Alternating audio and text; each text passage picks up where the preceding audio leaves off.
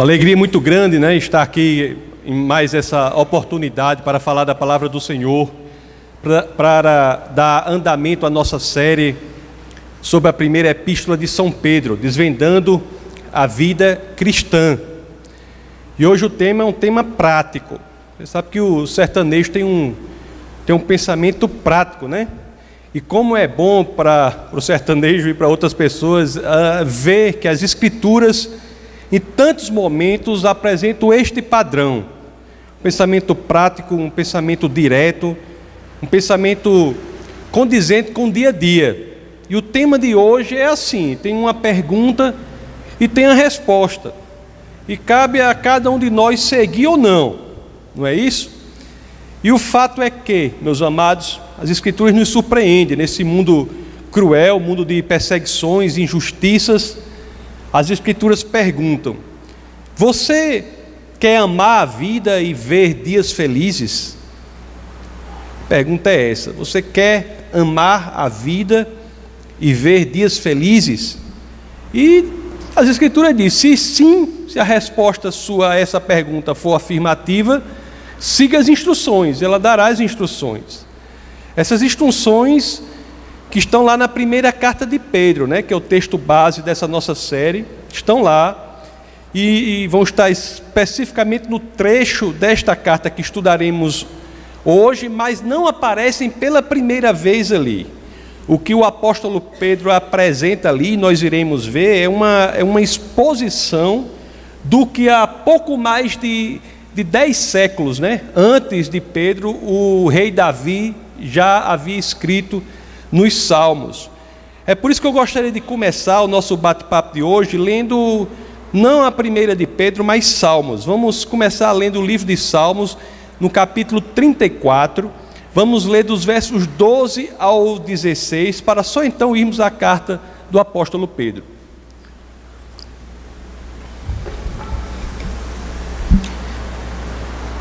As Escrituras assim dizem: quem de vocês quer amar a vida e deseja ver dias felizes? Guarde a sua língua do mal e os seus lábios da falsidade. Afaste-se do mal e faça o bem. Busque a paz com perseverança. Os olhos do Senhor voltam-se para os justos e os seus ouvidos estarão atentos ao seu grito de socorro. O rosto do Senhor volta-se contra os que praticam o mal, para apagar da terra a memória deles. Essa passagem de Salmos 34 é mais ou menos reproduzida pelo apóstolo Pedro lá em sua carta, no capítulo 3, do verso 10 ao 12. É o que nós iremos agora ver. Então, 1 de Pedro 3, 10 ao 12, as Escrituras dizem assim, mais ou menos repete o que o rei Davi já escrevera há 10 séculos antes de Pedro, e diz assim: pois quem quiser amar a vida e ver dias felizes, guarde a sua língua do mal e os seus lábios da falsidade, afaste-se do mal e faça o bem, busque a paz com perseverança, porque os olhos do Senhor estão sobre os justos e os seus ouvidos estão atentos à sua oração, mas o rosto do Senhor volta-se contra os que praticam o mal. O fato, meus queridos, é que aqui as Escrituras, elas são claras, e trazem aqui a resposta para uma das perguntas centrais: você quer amar a vida? Você quer ver dias felizes? Se sim, existem 3 exortações aqui que são claras, tanto na carta do apóstolo Pedro, como nos Salmos, escritos pelo rei Davi. Então a primeira exortação é guardar a língua do mal e os lábios da falsidade. A segunda é afastar-se do mal e fazer o bem. E a terceira é buscar a paz com perseverança. O que é interessante é que quando vemos isso na carta de Pedro, nos versos 10 a 12, nós vemos de maneira que repete os salmos, mas Pedro vai colocar de maneira mais específica no verso 8 e 9.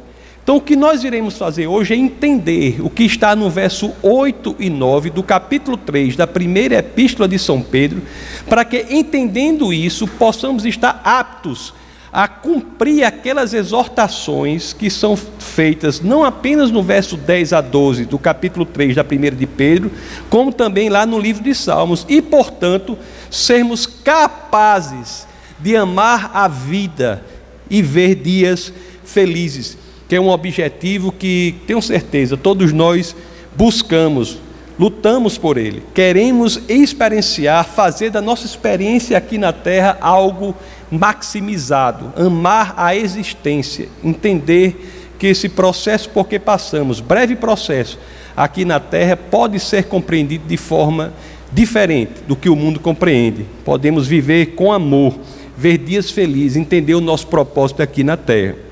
Então é por isso que nós vamos ver esses versos 8 a 9 e entender o que cada um desses detalhes diz, para que, entendendo isso, possamos cumprir a determinação das Escrituras. Então vamos logo para o verso 8.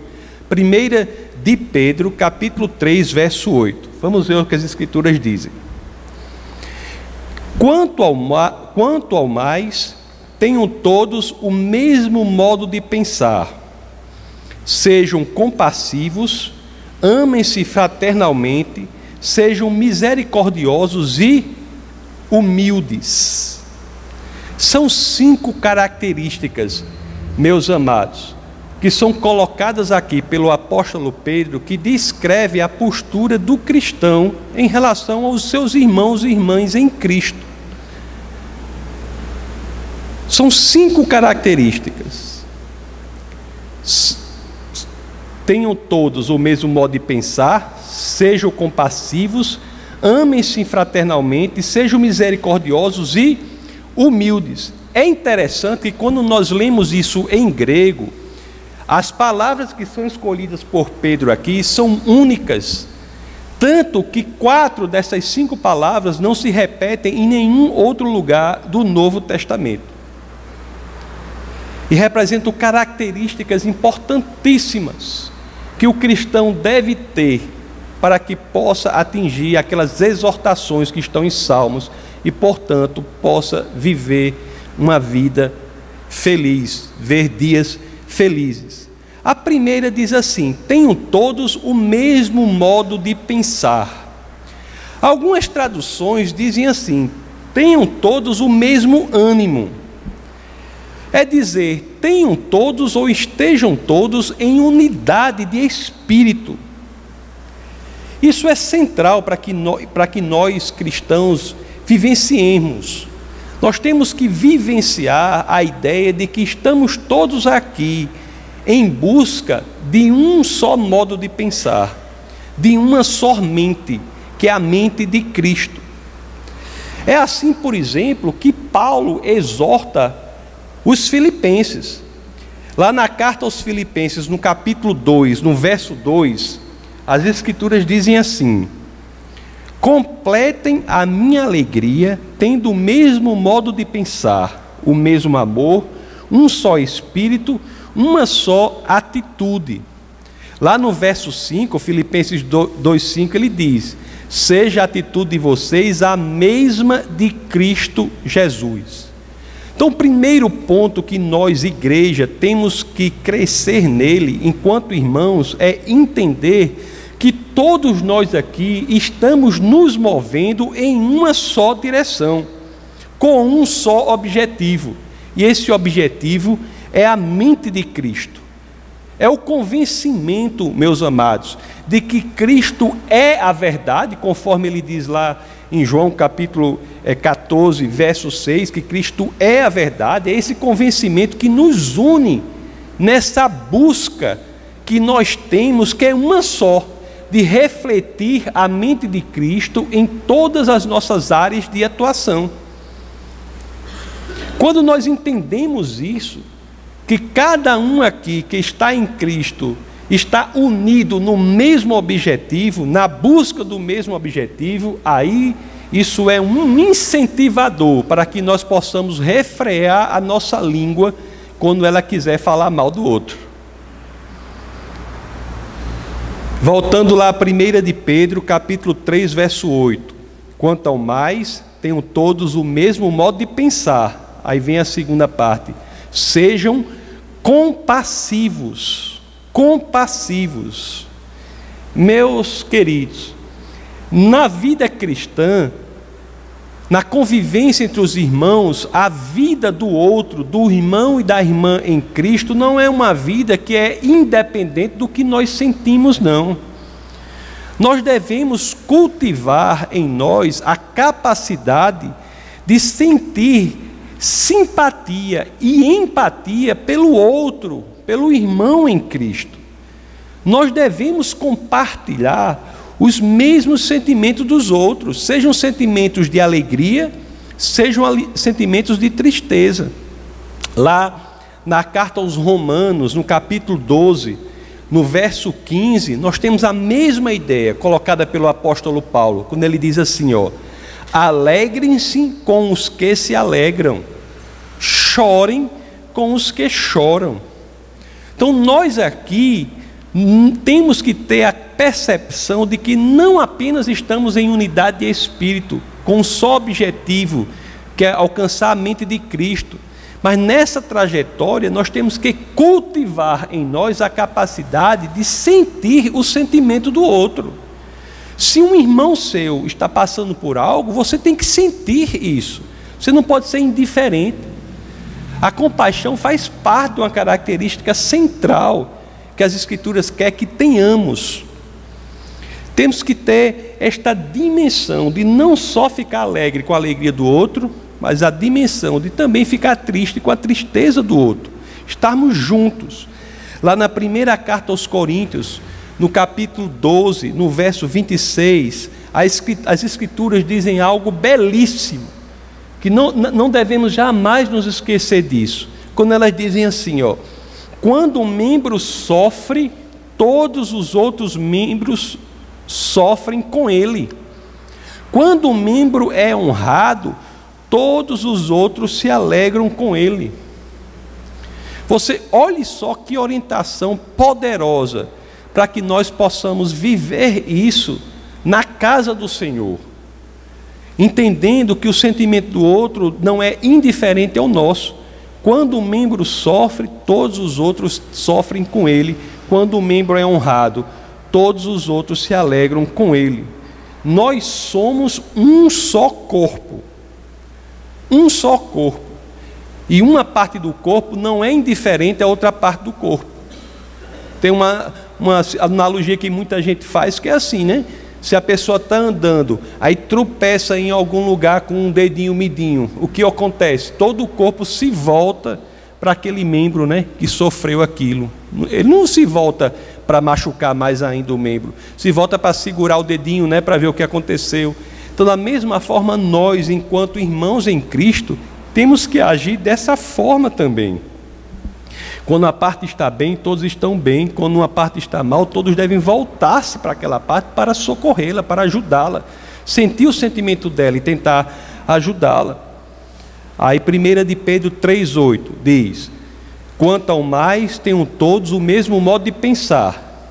Repito, todos temos de saber que temos um objetivo só, a busca da mente de Cristo.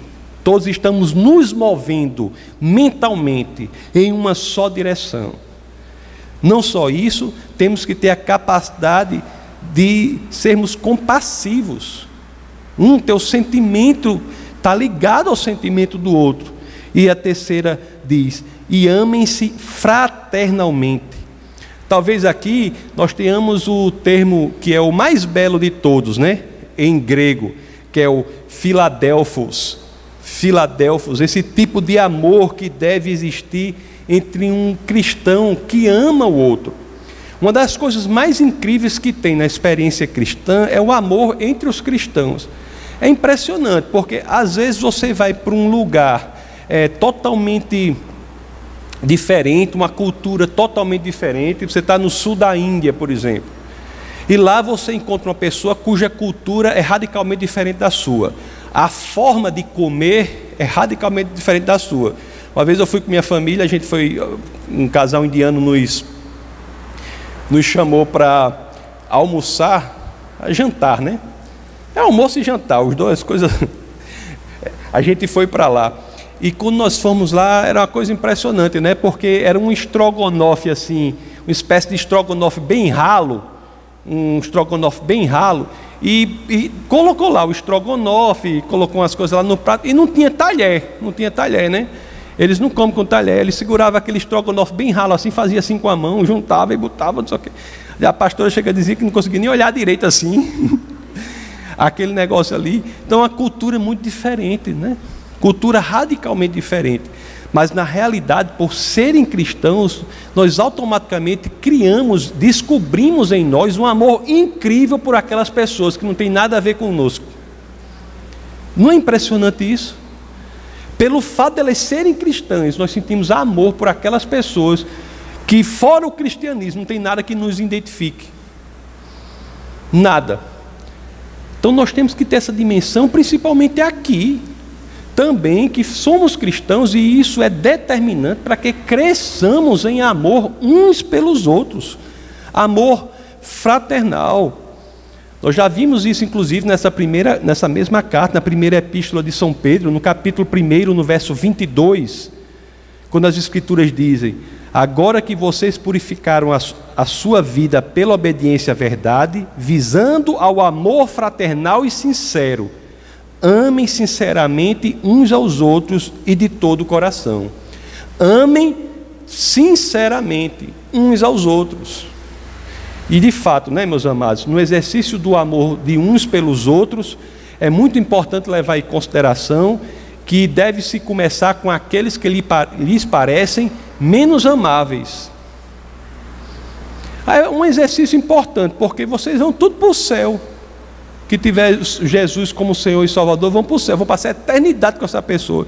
Eu tenho certeza que os anjos lá vão arrumar de uma maneira de botar aquele que você achar menos amável perto de você. Então já comece aqui treinando esse negócio, esse amor. Então as escrituras dizem, né, voltando para a 1 de Pedro 3:8, quanto ao mais, tenham todos o mesmo modo de pensar, sejam compassivos, amem-se fraternalmente, sejam misericordiosos. Essa expressão aqui, sejam misericordiosos, quando nós lemos no original, ela é interessantíssima. No grego aqui, a tradução para ser misericordioso no grego tem eusplasnoi, que deriva do substantivo splashna. Você sabe o que quer dizer splashna? Splashna quer dizer órgãos internos, em grego. Órgãos internos, coração, rim, fígado. Isso é que quer dizer splashna. Então o termo quer dizer o que aqui? Olhe só esse termo em grego, como ele é único. Às vezes é até difícil da linguagem traduzir adequadamente a força que ele é dita em grego. Porque quer dizer o quê? Dizendo que nós devemos estar ligados como que pelos órgãos internos. Nós, irmãos em Cristo, devemos nos sentir ligados como que pelos órgãos internos. Mais uma vez, sendo capazes de sentir profundamente pelo outro. Olha que coisa linda. Olha que coisa linda. Porque o amor que Cristo nos ensina para termos entre nós, irmãos, é algo tão profundo que a linguagem, às vezes, não consegue dar conta da profundidade desse sentimento. E o grego aqui, a linguagem no grego, traz uma raiz que faz ligação com órgãos internos, como ligação entre os órgãos internos, como se nós estivéssemos todos aqui interligados entre o nosso fígado, coração, intestino não, fígado, coração, rim, estivéssemos interconectados nesse sentimento. E por fim, traz o quinto elemento aqui, né? Na primeira epístola de São Pedro, capítulo 3, verso 8. Você vê, as escrituras são muito bacanas mesmo. Olha o que as escrituras dizem aqui. Quanto ao mais, tenham todos o mesmo modo de pensar. Todos nós estamos com um só objetivo, a mente de Cristo. Sejam compassivos, amem-se fraternalmente e sejam misericordiosos e humildes. Essa exortação para sermos humildes, pessoal, não era algo muito popular na Grécia, não, por exemplo. Não era algo muito popular, não. No mundo grego, no mundo helênico, humildade não era considerada uma virtude. Mas humildade é o modelo, sim, de Jesus Cristo. É o modelo de Jesus Cristo. É o modelo que nós devemos imitar. Lá no Evangelho de São Mateus, no capítulo 11, no verso 29, as Escrituras dizem, registram, ele dizendo: tomem sobre vocês o meu jugo e aprendam de mim, pois sou manso e humilde de coração, e vocês encontrarão descanso para as suas almas. Por isso, meus amados, é que no nosso relacionamento aqui, a humildade deve reger esse relacionamento. O relacionamento entre os cristãos deve ser regido pela humildade. A humildade para o Novo Testamento é uma grande virtude. É uma virtude importantíssima, uma virtude que faz com que nós possamos amadurecer no nosso relacionamento. As pessoas que não são humildes não têm a capacidade de amadurecer no relacionamento cristão. Lá na carta aos Efésios, capítulo 4, verso 2, olhe só como o Novo Testamento enaltece a humildade. As Escrituras dizem: sejam completamente humildes e dóceis, e sejam pacientes, suportando-os uns aos outros com amor.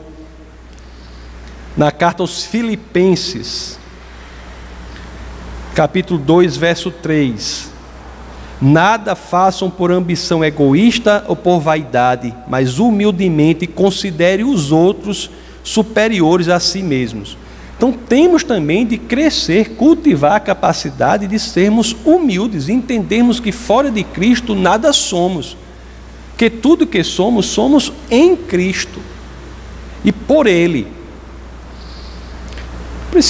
Tem algumas histórias de humildade interessantes, você sabe o compositor Johannes Brahms, que é um grande compositor. Uma vez ele estava assim, a pessoa se encontrou com ele e pediu para ele assim, ele disse: eu sou seu fã, você pode escrever para mim o início de uma obra-prima e assinar para eu guardar? Pediu para ele, É interessante que Brahms, ele pegou a folha que o rapaz deu e escreveu o início de uma peça, que foi do Danúbio Azul. Só que o Danúbio Azul era de autoria de Strauss. Aí ele escreveu Danúbio Azul e escreveu embaixo assim: infelizmente não foi feito por mim. Aí assinou Brahms. Isso é um exemplo de humildade muito grande, Ele colocou a peça de outra pessoa que ele considerava a obra-prima, a peça de Strauss, que é o Danúbio Azul, e assinou: infelizmente não foi criado por mim. Aí assinou o nome dele. É isso, queridos. As Escrituras são belíssimas em nos ensinarem a viver essa vida aqui, entendeu? A vida de como crescermos e vivermos aqui durante esse tempo aqui na terra. Então, se nós cultivarmos, se nós formos capazes de ingressar nessa empresa, nessa empreitada de cultivar na nossa própria vida essas coisas, nós cresceremos na capacidade de ver dias felizes. Você veja bem, olha,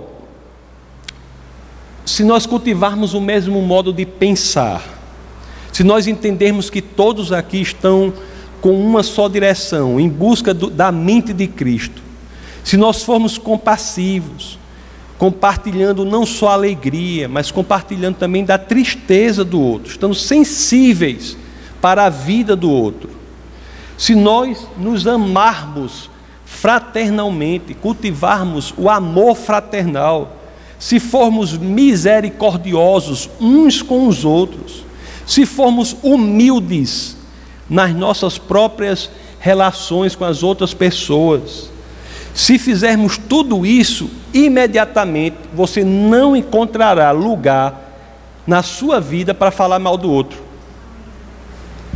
Não é interessante? Não é interessante como Pedro aqui, ele destrincha formas que, se nós vivermos, nós seremos capazes de domar uma das coisas mais difíceis que tem, que é a língua? Então, se nós fizermos isso aqui, nós não encontraremos lugar para falar mal do outro. Nós não encontraremos lugar para falar mal do outro, nem para falsidade.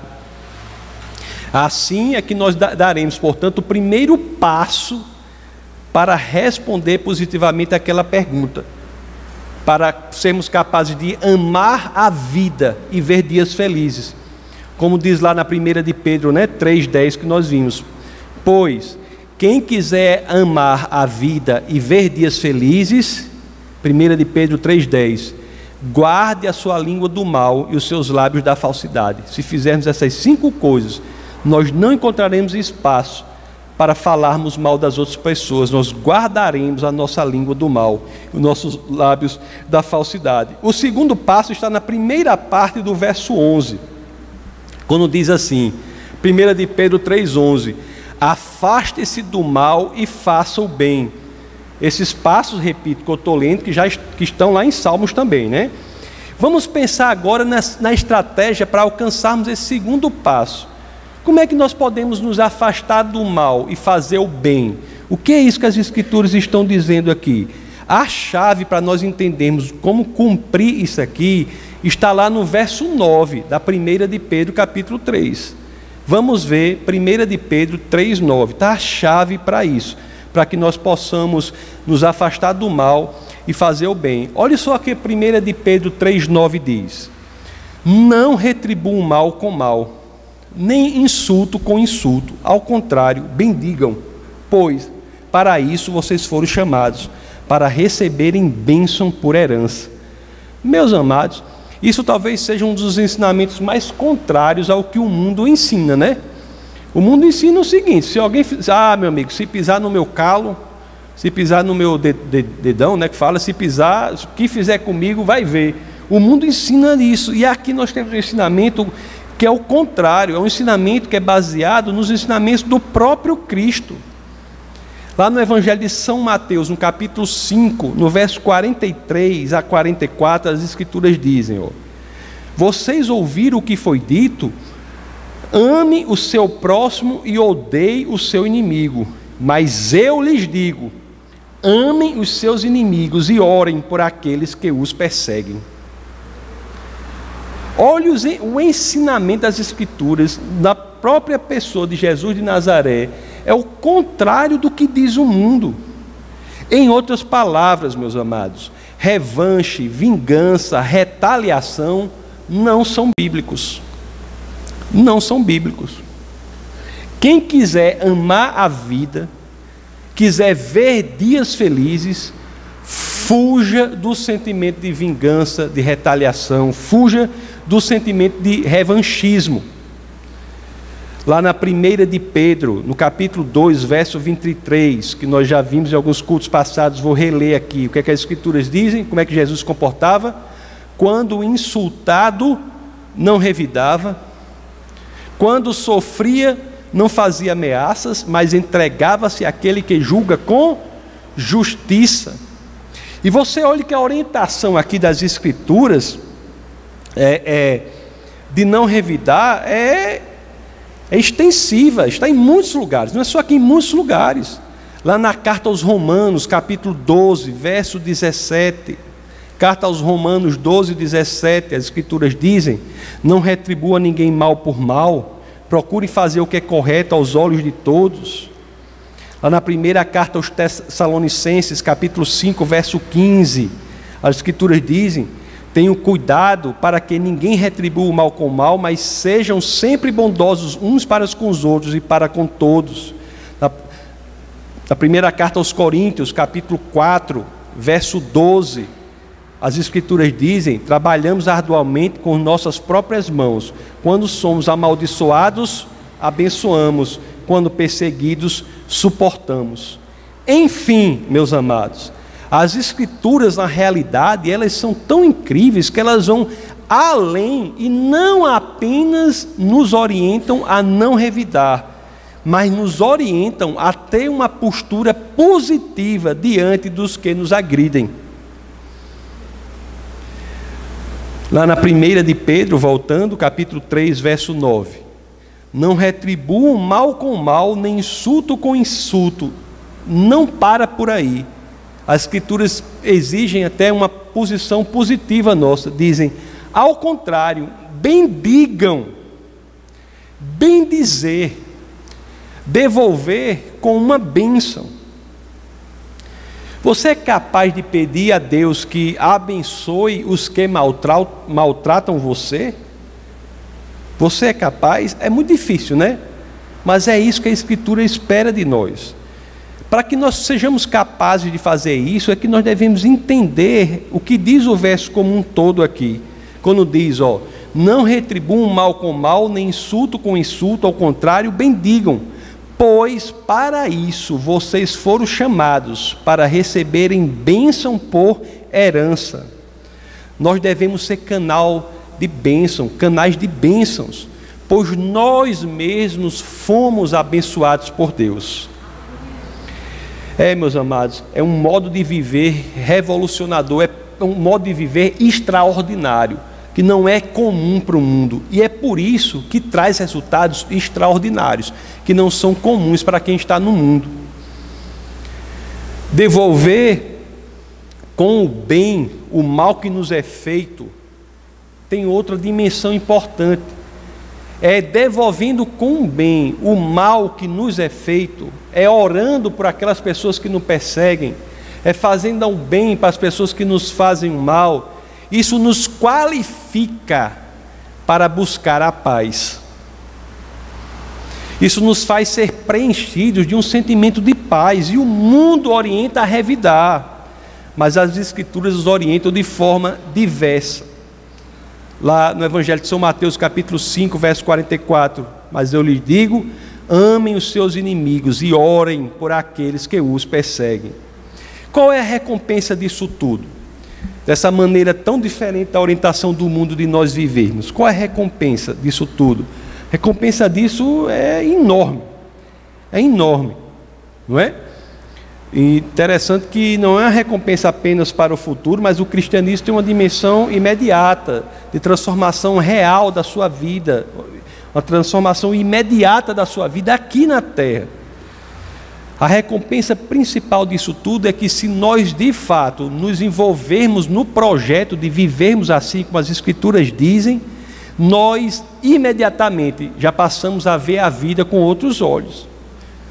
Nós aprenderemos a amar a vida e veremos dias felizes.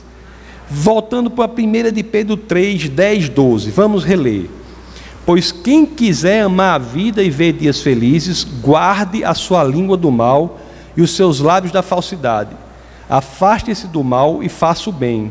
Busque a paz com perseverança, porque os olhos do Senhor estão sobre os justos e os seus ouvidos estão atentos à sua oração.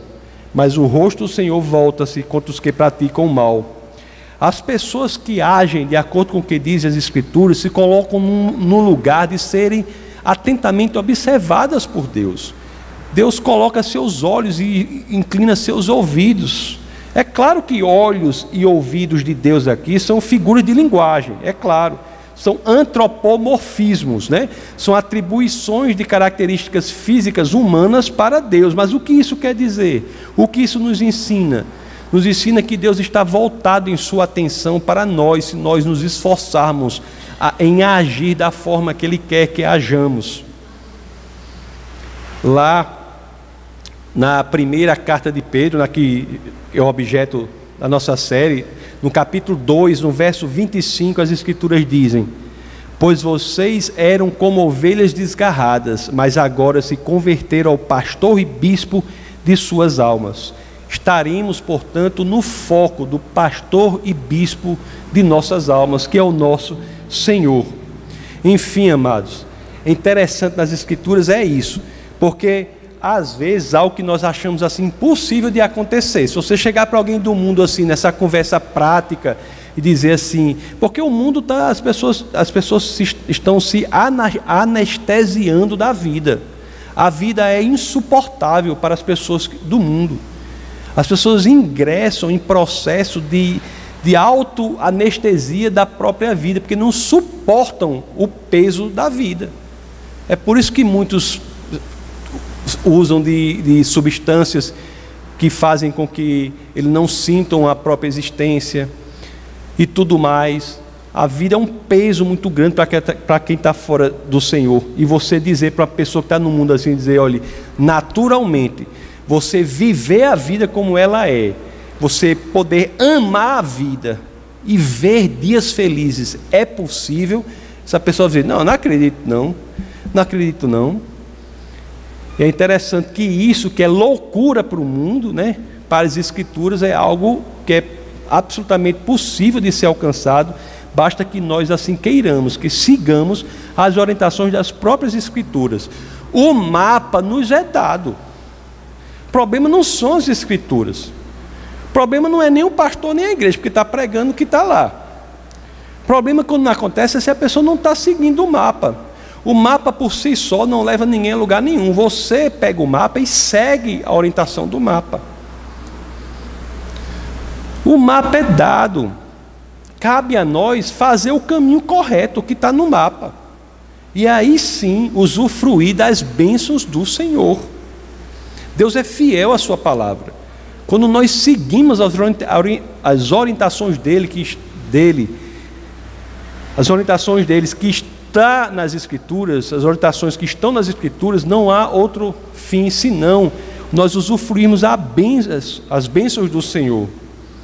E não há, meus amados, meus queridos, talvez uma bênção maior para nós experimentarmos durante esse tempo aqui na terra, esse breve tempo aqui na terra, do que experimentar o amor pela vida.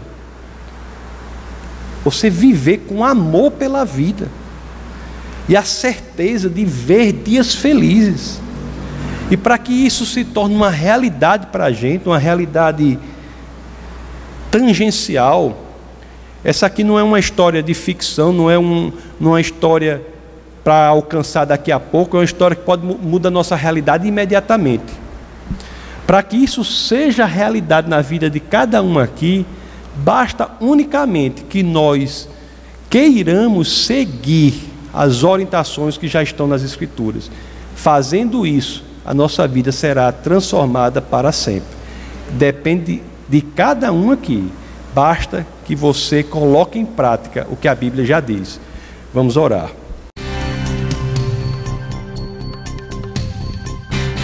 Essa foi uma produção do Ministério Internacional Defesa da Fé, um ministério comprometido em amar as pessoas, abraçar a verdade e glorificar a Deus.